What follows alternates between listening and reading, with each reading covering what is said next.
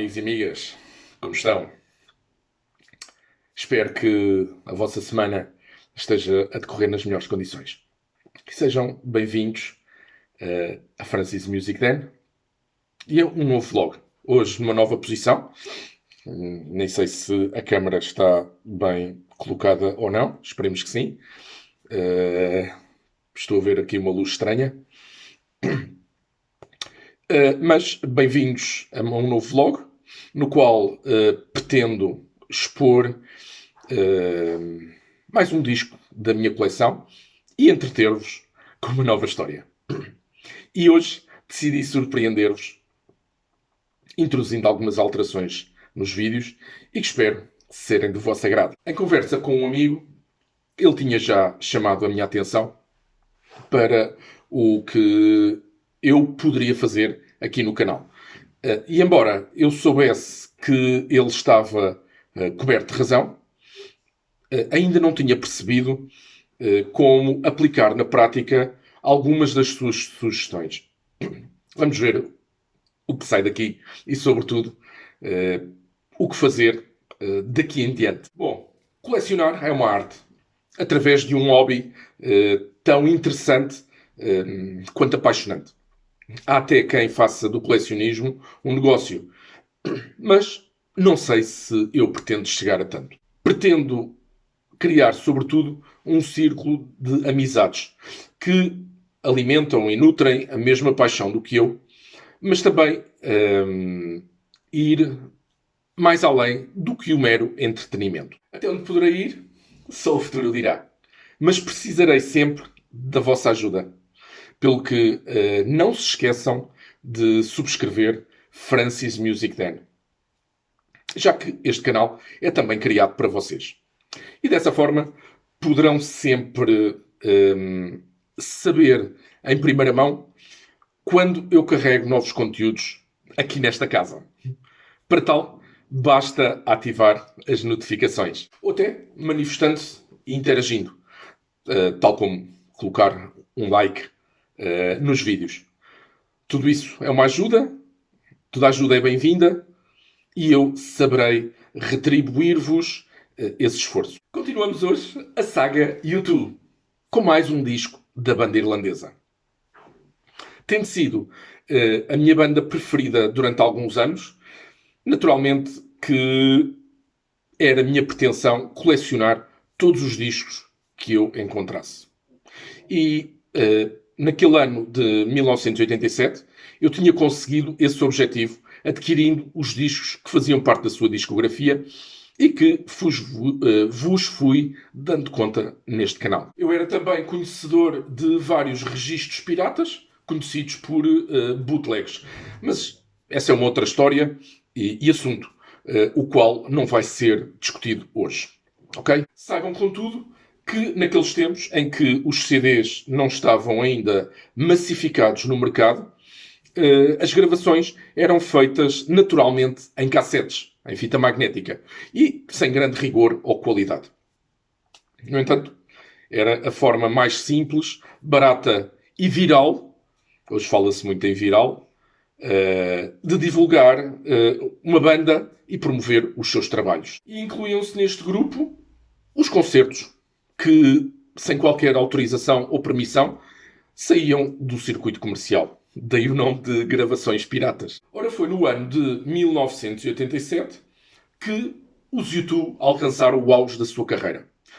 Pelo menos até à data. Pois ainda não havia nada para a frente em termos de história musical da banda, não é? Na verdade, esse pico não foi bem em 1987, mas sim posteriormente, com os espetáculos da banda, na digressão gigantesca de suporte ao disco que tinha sido, entretanto, editado. The Joshua Tree era o nome desse disco. E definitivamente alterou por completo a carreira da banda, catapultando-a para o firmamento das superestrelas da música, onde muito poucas brilhavam. Naqueles tempos, eu apenas conhecia Bruce Springsteen, Bryan Adams e talvez os Pink Floyd, que pudessem ombrear em fama e sucesso. embora estes últimos não fizessem parte da minha dieta musical de então. Bom, e para ser honesto, eu também tinha já deixado de apreciar e seguir a música pop a que me habituei desde 1983. Enfim, mudam-se os tempos e as vontades também. Ora, voltando a The Joshua Tree, é um disco absolutamente americanizado e rockado. Sem o mais pequeno toque da New Wave, que desde sempre se destacou em todos os registros anteriores e que foi sendo perdido com o passar do tempo. Aliás, há pouco se notava em The Unforgettable Fire, o álbum anterior. Imagine-se, de 1984. Ou seja, 3 anos antes. Mas também é preciso que a verdade seja dita. É o disco mais coeso e regular editado até à data. E só não é o meu preferido porque as músicas foram passadas até à exaustão em tudo o que era meios de audição e visionamento. E como consequência da sobreexposição ou hiperexposição do disco ao mercado americano, numa dinâmica give and receive que os Estados Unidos criaram e desde sempre promoveram ou alimentaram. Isto porque é o maior mercado a nível mundial, pelo que as regras são ditadas por eles. E assim, Boy, o primeiro álbum, continua a ter a minha preferência. De qualquer forma, as 11 faixas que o disco contém são especialmente belas e concebidas para serem tocadas e cantadas nos grandes palcos do mundo, como estádios de futebol. E realmente foi isso que aconteceu com a banda em constante digressão pelo mundo inteiro e lotações completamente esgotadas. Para terem uma ideia, o estádio Vicente Calderón, em Madrid, teve uma assistência de 120 mil pessoas, numa época em que não havia ainda problemas com sobrelotações nos recintos dos eventos. Ora bem, esta é parte da história que tenho para vocês e que muito provavelmente todos conhecem. Pelo menos quem gosta de U2, quem gosta do disco The Joshua Tree e quem o conhece tal como a banda. Por isso, a pergunta habitual que coloco aqui para que vocês possam manifestar-se. Quem tem o disco de Joshua Tree? Não deixem de escrever aí nos comentários, ok? Vamos então buscá-lo aqui ao móvel. Ele está bem pertinho, 2 passos, porque estou a criar o vlog numa outra posição. Queiram então acompanhar-me.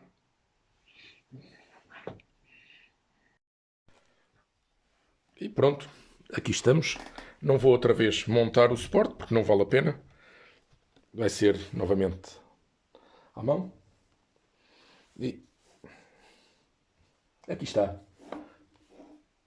o disco.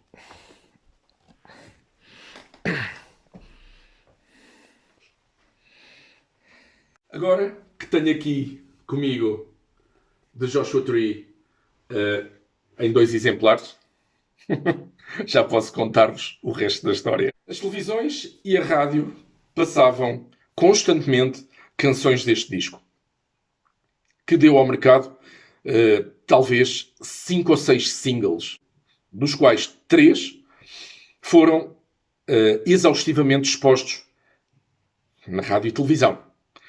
Tanto que hoje em dia não consigo ouvir mais esses temas. Penso que todos e todas vocês se devem recordar de With or Without You, I Still Haven't Found What I'm Looking For, ou Where the Streets Have No Name. The Joshua Tree foi editado mundialmente em março de 1987, o que queria dizer que eu estava ainda no processo de encontrar os discos anteriores e já os U2 tinham este novo álbum no mercado. A digressão europeia passava por Espanha, com concertos em Madrid, no estádio do Atlético, conhecido como Vicente Calderón. O outro, do Real Madrid, é o Santiago Bernabéu. E eu fiz todos os esforços para estar presente na assistência. Mas os esforços foram em vão. pois os meus pais não me deram autorização para viajar sozinho de Lisboa para o país vizinho numa excursão. Eu tinha preços para tudo, perdão, e naquele tempo uma viagem de avião, ainda que fosse para o país vizinho, era bastante cara. Pelo que ir inserido, integrado numa excursão, era a forma mais razoável e barata de o fazer. Os meus pais, aliás, em especial o meu pai, não é? Não me davam dinheiro para estar fora de casa durante 4 ou 5 dias, que era o tempo que durava a excursão de autocarro e que incluía o bilhete para o espetáculo. Eu fiquei, como podem imaginar, extremamente decepcionado, pois tratava-se da minha banda preferida e do meu primeiro concerto ou espetáculo ao qual assistia. Mas como o meu pai era a autoridade em casa e quem dispunha do dinheiro, seria dele a última palavra. Que foi um rotundo não. Em resultado disso, para além da tristeza e decepção, eu fiquei sem poder ir a Madrid em maio de 1987 para ver U2, a minha banda preferida de então. Setembro, entretanto, tinha chegado e era um mês de férias do meu pai. Seria tempo de o passar numa propriedade rural de família, no interior de Portugal, e localizada junto à fronteira com a Espanha. Esta casa ainda hoje serve de segunda habitação e na qual já utilizei em mais de um vlog para este canal. E também já aqui falei que, por ser mês de férias, naquela época a escola começava apenas em meados de outubro, pelo que ainda eram tempos de lazer, aproveitados muitas vezes para me deslocar com frequência à Espanha, na companhia dos meus pais. Foi numa dessas deslocações que eu encontro nos supermercados Simago, em Badajoz, de Joshua Tree, que trouxe sem qualquer hesitação. Estes supermercados não existem mais. E trouxe ainda um outro disco, também dos U2, que não irei apresentar hoje, aqui em Francis Music Den, embora de uma outra loja. E gostaria de frisar isto bem, porque recordo perfeitamente o que aconteceu nessa ocasião e que ainda hoje estou a sofrer as consequências, embora sem grandes problemas. Daí o título do vlog. Aconteceu que estava um calor enorme nesse dia, passado todo ele, na cidade de Badajoz.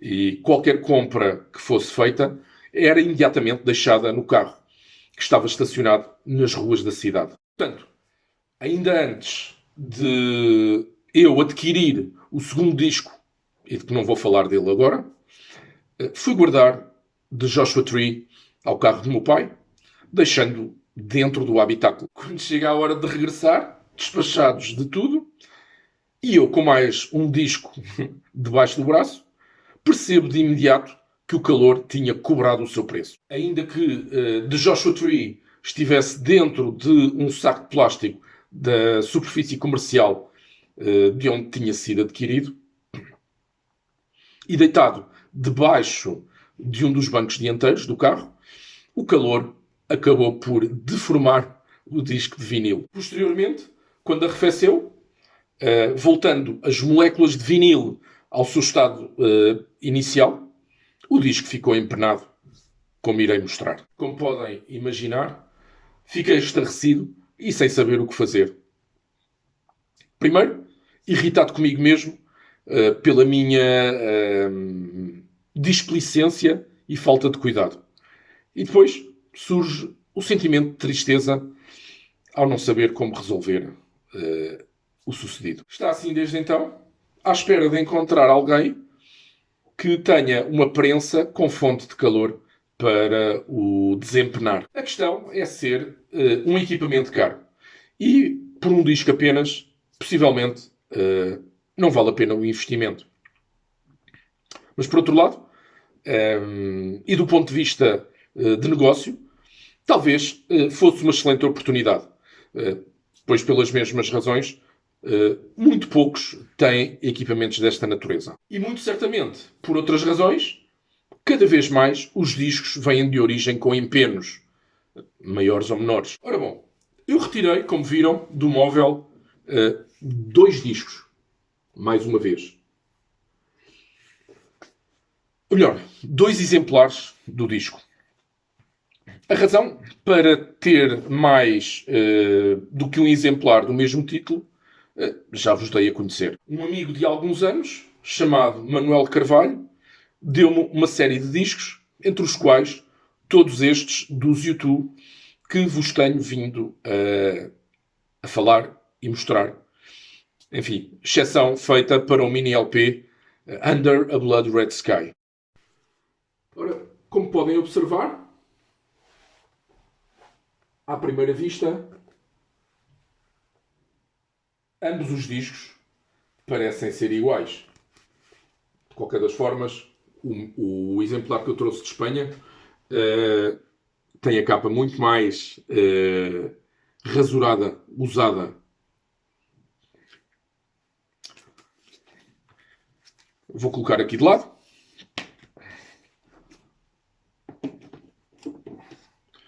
Uma capa gatefold com uma imagem da banda no exterior. Internamente, igualmente, uma imagem da banda. No interior, tentar mostrar-vos. No interior, um póster. Deixa-me só colocar aqui de lado. Um póster com mais uma imagem da banda.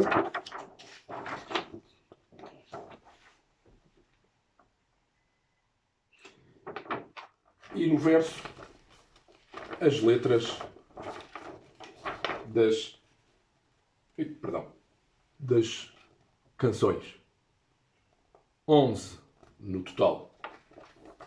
Contudo, enquanto o exemplar que me foi dado pelo meu amigo é uma edição portuguesa, ou prensagem, como preferirem chamar, da Polygram Records, ou Polygram Discos, a que eu adquiri em Espanha é obviamente uma prensagem espanhola da Ariola. E de muito má qualidade, devo dizer. Quando o coloquei a tocar pela primeira vez, reparei que até trazia imperfeições na margem do disco.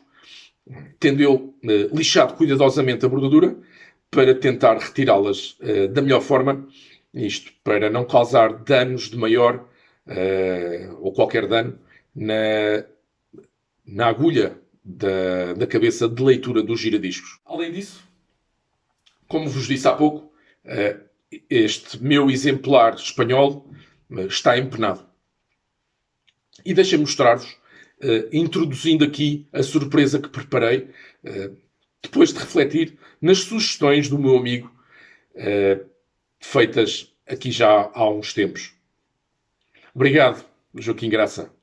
A tua experiência é de facto bastante importante. Ora, aqui estamos, junto ao sistema de alta fidelidade, ao sistema de som, e vou colocar, e esta surpresa, o disco no prato dos giradiscos.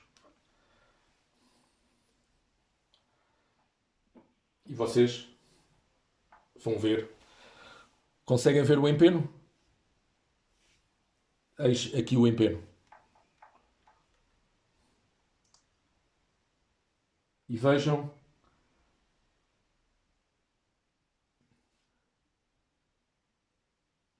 estão a ver? Não tivesse eu um bom braço e bem calibrado, e a agulha estaria a saltar. Não vou pôr som, mas vejam. Até vou aproximar mais.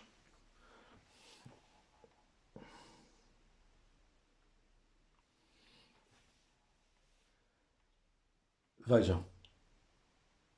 Ok?